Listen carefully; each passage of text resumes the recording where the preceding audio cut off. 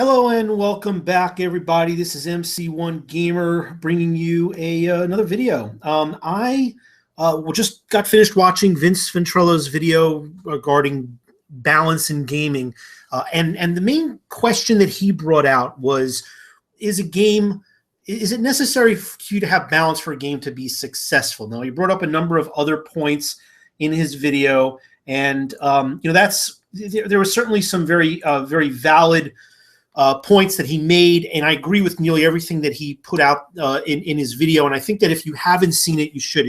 I think just put it out today. But I wanted to put my little spin on it. And of course, I always enjoy seeing Vince's topics of the week, and I think it's great in the community in general. A lot of us, we respond to various questions and topics and concepts that we raise in each other's videos, and we further the discussion. So I'm going to bring out my take on the idea of balance in gaming. You probably could tell from this particular picture some of my viewpoints about how people feel about balance and how they complain about it, and the concepts of, for instance, one of the things that Vince brought up was that a lot of the things that he hears gamers say, which I can agree with, I hear it plenty of times myself, is that that if this game was only balanced, it would be better, or it would be good, or it would work. And I don't think balance it really has any impact on whether or not a game is successful. I think that's a perception issue, and I think that's an illusion. And I've said it many a time. I'm not just talking about things like Age of Sigmar and the argument and the whole issue of the lack of points in the core game and at least up until the release of the upcoming General's Handbook, which is going to have a matched way of playing that incorporates points. But just in general, I've always felt that the idea of balance is just a baseless complaint from people that are just whining and crying about their games and either their deficiencies or, in most cases, their fears about the game. And this is not going to be necessarily a rip into those types of people, but it's just going to be my opinion, and I'm going to support it with examples. But I do feel that we all have these tendencies, certainly when we were kids, to feel that maybe a game isn't fair, and to be concerned about that. Why? Because at least when we were children, certainly that carries over until we're adults. Maybe the most important thing that is of concern to us is the victory, is winning, as opposed to enjoying the game, as opposed to other factors. But at its base, since we were children, the complaint was that maybe something wasn't fair. Maybe it was if you have siblings and somebody else got one extra piece of candy or a bigger, a cone of ice cream, and one of the kids would just, if you have any children, you know what I'm talking about. And we were all children once, although we seem to forget these things. That there's a lot of complaints, a lot of whining and crying about things not being fair, like this little fella here in this picture. And look, it's normal, it's understandable, it may not be reasonable, but it's part of what makes us human. But these are the things that carry over even as we can become adults. Maybe we're not stamping, and throwing tantrums and having tears, pour out of our eyes, but maybe that's the case when we become adults. But we still may handle it in different ways, and certainly that's very common when it comes to gaming. And I've seen it as long as I've been in the social arena of gaming, whether it's tabletop gaming, even video gaming, and when you're in any kind of interactions at stores where there's various different types of games played, from card games to board games to war games. All those types of interactions always elicit some measure of what's fair and what's not. Even in an organized circuit, there's always going to be people that complain about these things endlessly, and it's almost like it's par for the course. But let's look at not just whether or not that it really makes a difference on whether a game is a good game or not, but let's also take a look at some of these games that are out there that we all play, and whether or not there's any balance, and whether or not that really is a measure of the success of any of these games. So let's take a look at a game that I'm sure everyone here has played, checkers. Yeah, this is a balanced game. Why? If you turn this table around, the only difference is that one is black. One set of these tokens is black, and one set is red. There's no difference in this game. The play style is absolutely the same. You may argue that if you get the first turn, you have an advantage in the same way as tic-tac-toe. Tic-tac-toe. If you get the first turn and you put your X in the center square, that you get an ultimate advantage. Yeah, that could definitely be an argument. But when it comes right down to it, you're starting with the same number of figures and the same formation and the same board type. There's no other element really other in this game that is different. It's just the gameplay, which is identical in the capabilities of either side. And it's going to be a measure of your prowess in the game. Is there a measure of luck? Not so much in a game like this. Then we move to the one that everybody uses as the example. This is, it's probably the closest to a perfect game that there is in terms of balance. But when you consider an intricate game too, because checkers can be fairly basic. But yeah, it's a similar situation. It's a very complex game, an extremely advanced game, and certainly I can go on and on with games similar to this that have that have been around since people have been carving them out of stone pieces and wooden pieces. But chess, everybody has the same number of pawns. They have the same number of objects on either side. Each one does the same thing, and it's a challenging game. It's a fun game. It may not be everybody's style, but it's about as close as you're going to get to balance in the same way as checkers, because you're a mirror image on either side of the board. And what's going to differentiate the gameplay is the level of capability, the level of intelligence, the level of acumen by each of the players and how they stack up against each other.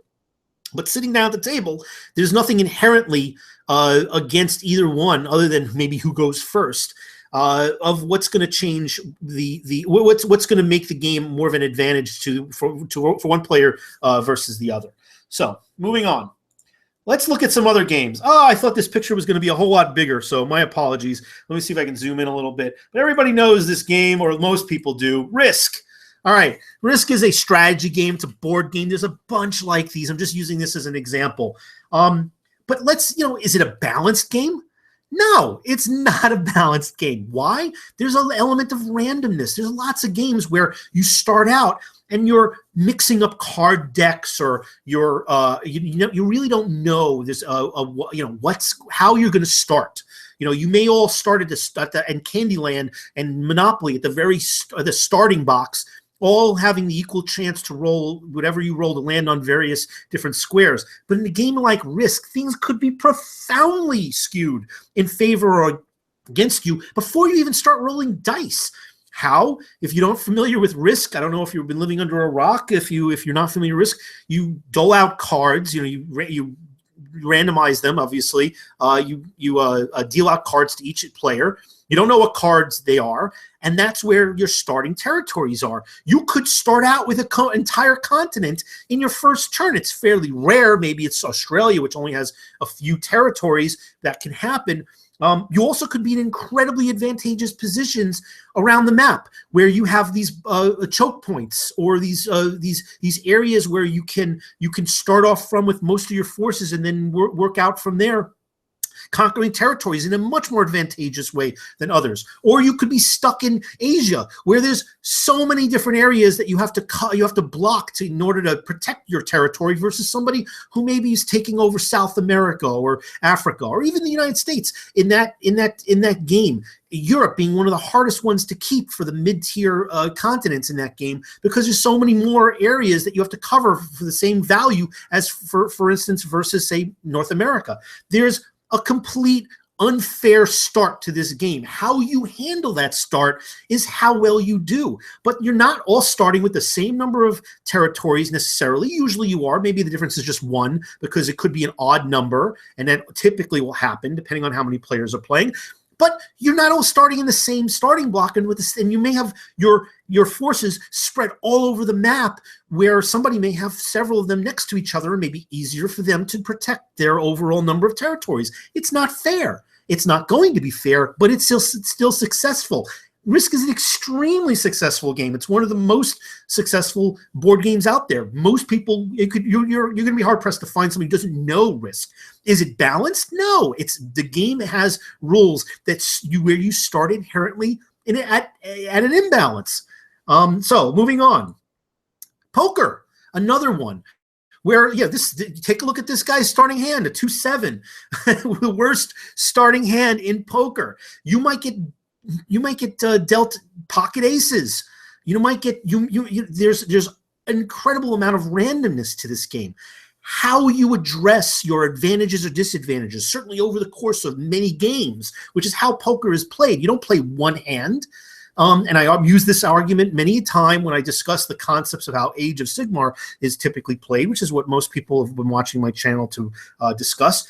But poker, you don't play one hand, you play many, and there's betting that's involved in how you bet. It's an easy game to learn, and what they say is very difficult to master, but how you leverage what you have. Even if everybody starts with the same number of chips, you may never get pocket pairs. You may never connect with the flop. You may never get a good hand, but you can equalize that and even overcome it dramatically on how you play. If you're playing, if you're bluffing, if you know how to bluff, if you know how to bet properly, if you know how to read your opponent, if you have tells involved, you're not starting this game with the same prowess in like any other game. There are people that are going to have better sixth sense, better perception and awareness of the game.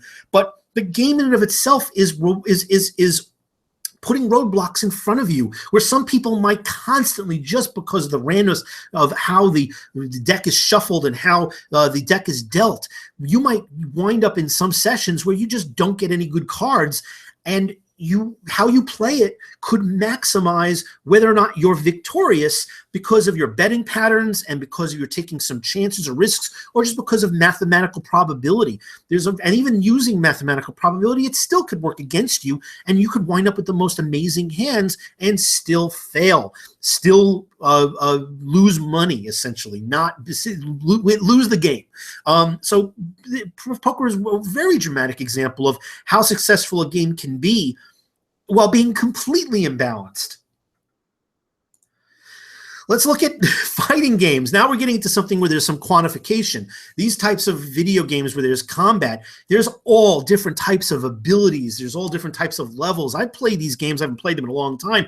But the capability that you have and what you do with those powers, do with those abilities, is going to dictate how well you compete. This is a very visceral game. You are fighting. It is a reenactment of a combat with cartoon characters of various different types, and it could be this is a Marvel versus Capcom, but it could be any number of these fighting games where you might have a specific type of character with a specific type of ability set, and various different combinations.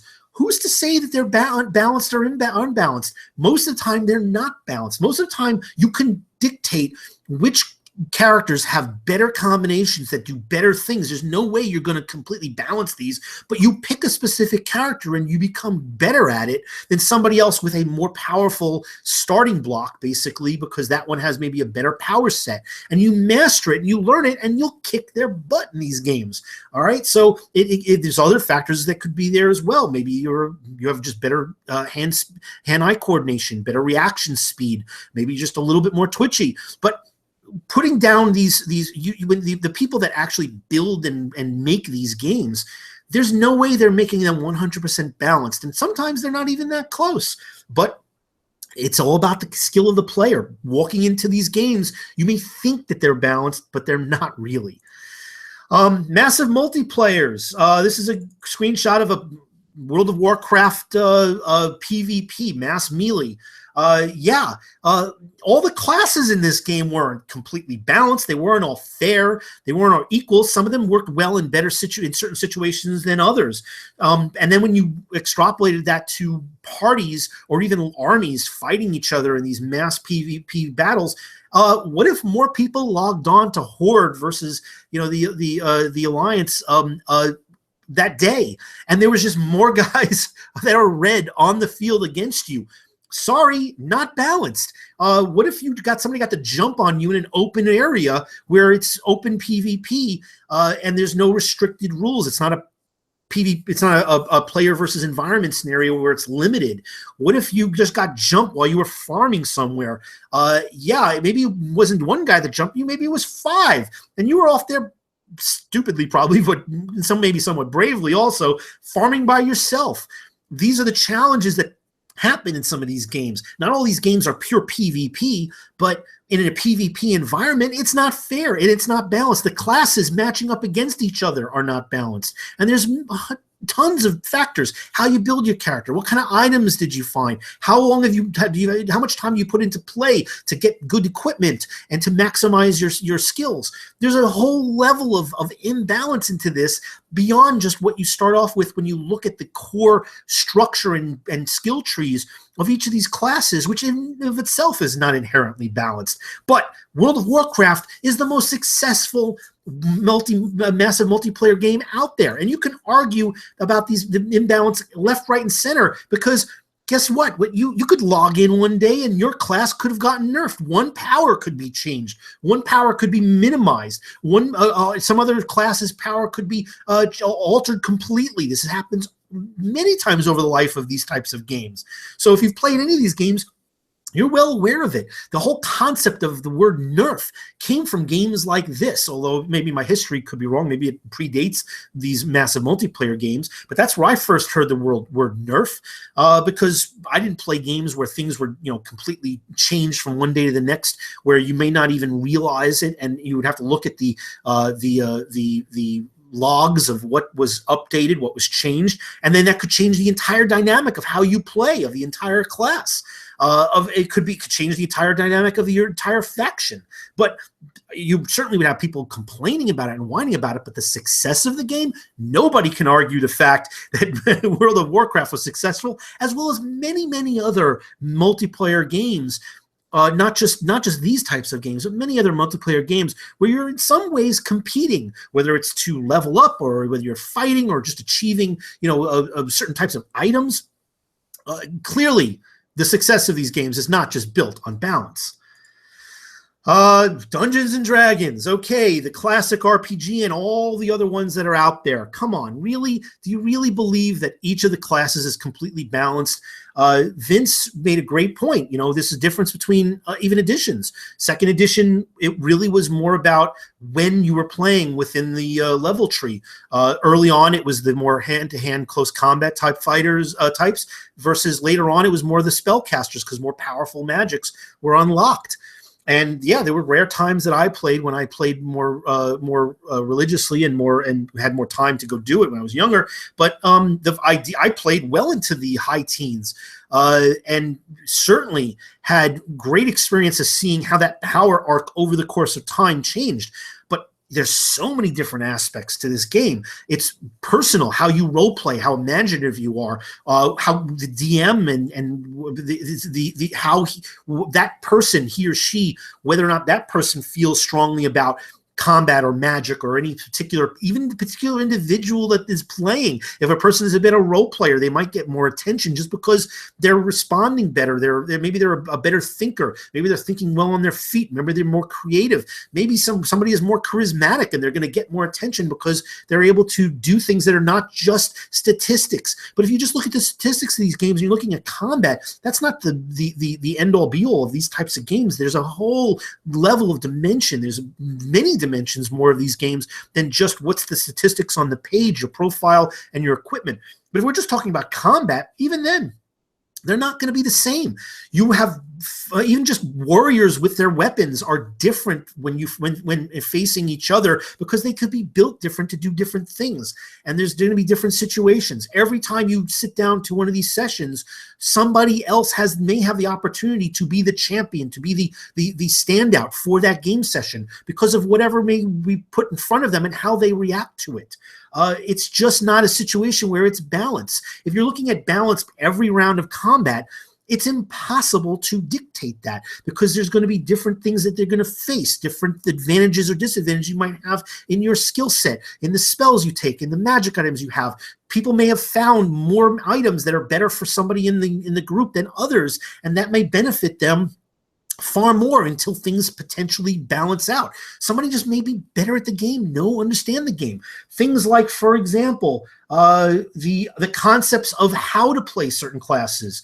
All right, like for instance, a warrior. Not every warrior, as I said, is the same. You might have somebody who's an archer versus somebody who's more of a shield and weapon fighter. You may have somebody who really analyzes the synergies and combinations of certain powers and feats and is able to figure these things out. But even if you put two people together that are reasonably close in how they understand the game and these synergies, it still may be a situation where somebody could be a standout in a particular situation and be more creative. It could be a situation where somebody's better at attacking from range versus up close, or maybe it's these different classes. For instance, the barbarian. There's always the discussion that for barbarian versus paladin versus the just a base warrior class and different types there within. What they're situationally better than other classes, even when you're applying them in the same role as, say, for instance, a tank or a caster or a healer or a buffer. These are different. The situations are also going to be different in each game session, but just walking into the same situation, you may have different applications to the same role. It's not balanced. All right, so let's take a look at something a little bit more interesting. Spellcasters. You may have a person who plays a wizard in Dungeons and Dragons or in other types of games. I will say this: that players are not all equal, and their capability and imagination is not all equal, even if they have the exact same character. I have seen people who play wizard classes, and their entire definition of the wizard class is shooting magic missiles, fireballs, and lightning bolts, and similar type spells. It's all direct damage stuff. And then I've seen people who use illusions and summoning and various different types of effects to an incredible success, where the imagination is such that you can't even fathom the ability to twist and distort and use spells in certain situations, and just the creativity and imagination that is involved when you have so many different tools, maybe limited resources, but where there's ways that you can flex these things, how you may formulate a wall of fire, where you put it, when you use a spell. Things like transmuting rock to mud or whatever, the ability to use Dimension Door, changing the entire landscape of a fight, and maybe not even doing even a single point of damage with these types of classes, but changing how a fight works by using your imagination. It's not all about calling forth these primal energies and calling down these incredible elemental powers. There's so much more dimension to casting spells when you look at a wizard class than just those direct damage type spells. And I have seen some people that are just amazing at that. So what you take, you can have two characters with the same spell list, and what you study is going to change things. It's not balanced. But you look at a wizard versus a warrior versus a rogue versus a cleric, they all have their roles. It's not just, hey, let's line up in an arena and fight. Let's take a look at, for instance, the rogue, or maybe this could be an assassin. It's a pretty cool picture either way, but this is more of a stealth type character. Well, how about the idea of how that's used? It's not just somebody who slinks into the shadows and waits for a backstab. Maybe when faced in an encounter, it could be somebody who lures their enemy into an alley where they quickly climb up a wall in the darkness and finds their way to get, to get behind their foe, and then starts off the fight with a huge advantage. Or maybe you're facing a knight galloping with in their full plate armor, mounted with their lance and shield, and you're not going to be stupid enough to go and take them out, but you might hunt them down and wait for them to be in a vulnerable moment, maybe when they're not wearing their best armor and their full battle gear, and then strike in a most opportune time. These are the way you use these characters, the stealthiness, the ability to pick pockets, or what I always love, the put pocket, the ability to affect the story. this is not a guy who's necessarily going to go toe-to-toe with a warrior type, but you may absolutely work things in your favor if you are smart. But in a party environment, you have a role. These classes are not always meant to fight each other in equal formats. They have so much more dimension. But I've seen people who are far better rogues than others and use creativity, use some intelligence, use some smarts. And there's so many more dimensions to how you build these characters, more than just the basic one, which is just, hey, I've got some daggers or a long sword, leather armor, and I'm gonna hide in shadows. That's maybe for a 9-year-old first learning how to play these games, the basic conventions of the game. But once you can play the game and learn more about the nuances, especially with the depth of the game, the many different opportunities within the game to take advantage of using your class and the abilities of your class. You can't put things on equal pedestals. There's just different facets that come to play. And then, of course, there's wargaming. And this is the one where most of us have had this conversation, especially recently, because a lot of these channels, a lot of our videos really revolve around these tabletop games. A lot of people have grown up and have just been, I guess I would say a little bit brainwashed with the idea that the games have to be balanced, where there has to be points, but points aren't always equal. There's always units, characters, and monsters that have a power set, and they're given a point structure that isn't indicative of what that power set is, especially once you get onto the table and actually play it. Something may be costed at 12 points per guy in a unit and have a certain level of power, and then you may have another unit that's 16. And they could be on the same effectiveness on the table. There's elements of power creep that happen over the course of time, with new things being introduced, every 6 months or a year or 2 years, historically with a lot of these games. Certainly that's accelerated of late, but historically we've seen this where, armies are updated and new units are introduced and the real rules are changed with new additions, 4 or 5 years in, sometimes even sooner. It changes the dynamic of the game. And certainly, when you look at that, it's not every army is going to be the equivalent. Not every faction is going to be equivalent, and certainly not every unit for its point value is not going to be equivalent. Even in fact, when you come to look at Age of Sigmar, and whether you use points or not, unless you crazily, comp the game and inhibit certain basic mechanics of the game.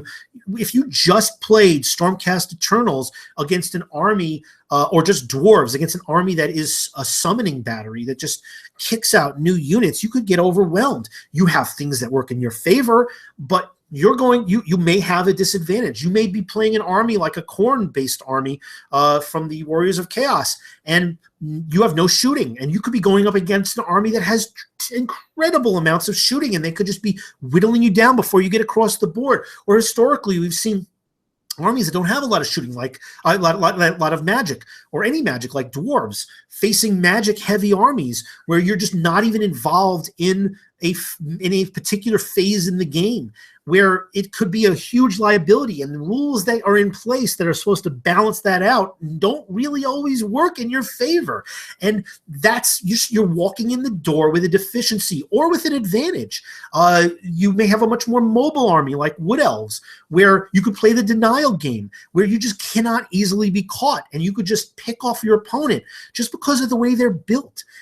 And the point structure of what you get for the power level that you have, it's never fair. It's never been fair. If you think it's fair, you're fooling yourselves.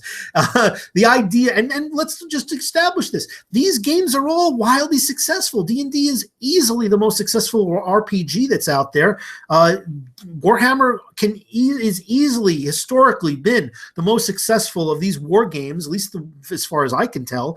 Games Workshop is still, even though they've, there's a lot of other contenders out there, but they still are the premier tabletop wargaming company.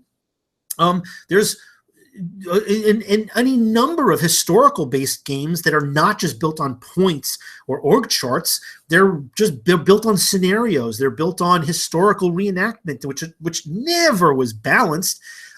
just because you have a point structure in a game doesn't mean that the game is going to be balanced. And just because it's not balanced doesn't mean it's not going to be successful. Typically, I'd say more often than not, the more successful games, the more you look at it, don't have any measure of balance. They have a rule set that gives you the opportunity to figure things out on your own. That to overcome the hurdles, to overcome the deficiencies, to overcome the disadvantages, or to take advantage of those when they happen. And that is the measure that is distinguishing one player versus another, or a series of players versus another, as opposed to let's start off with the same exact forces, the same exact abilities, and just have at it. It never, ever is that. And this is not impacting these games in terms of their success. So when I hear the concepts, which of late have been heavily aimed at Age of Sigmar, I laugh. And then sometimes I get a little frustrated or upset, because I just think that that's one of those situations that's used by people that is derived from a fear that they are going to not have a good time because the value that they have on the game is completely linked to the concept of fairness, to the concept that they should only have an equivalent or near so ability or power level to their opponent, and that if they're one step behind, if somebody's even got 2 more points on the board, if you're playing a 2,000 point game and you have a 198 and they have 2,002, oh my God, it wasn't fair. Or or that unit, that army, that combination isn't fair, or that ability is too overpowered, it's broken. Oh, I love hearing that one. And all I think about whenever I think about that is some little kid and their brother or sister, or in a playground, and they're crying that it's not fair. And yeah, it's derived out of fear. It's also derived out of, in some cases, a little bit of immaturity, but it's certainly not indicative of how successful these games are. In many cases, some of the best games that are out there, in most cases, I would say, the best games that are out there and the most successful games are out there, don't care if you think it's fair. It's a rule set. You play it. If you have the right mindset, you don't care about whether it's going to be fair or not. If you think that you're going to sit down to a poker game, and you may not even have as much money as somebody else that's sitting down at a poker game, and if you think that's fair, if somebody who has $2,000 and you have 100, and every hand they can go all in and force you to make a decision for your entire stack, I'm sorry, it's not fair. But that's gaming, and it's not a measure of whether the game is successful. It's not a measure of whether the game is good. It's not a measure of whether the game is playable. It's really just all about you and whether or not it's your preference and your style, and whether or not you have the maturity level or the prowess to overcome that. And I just hope more people do, but hey, that was the discussion. That's my point. I'm sure a lot of people are going to have differences of opinions. Feel free to share them. Just be polite. Have a great day, everybody.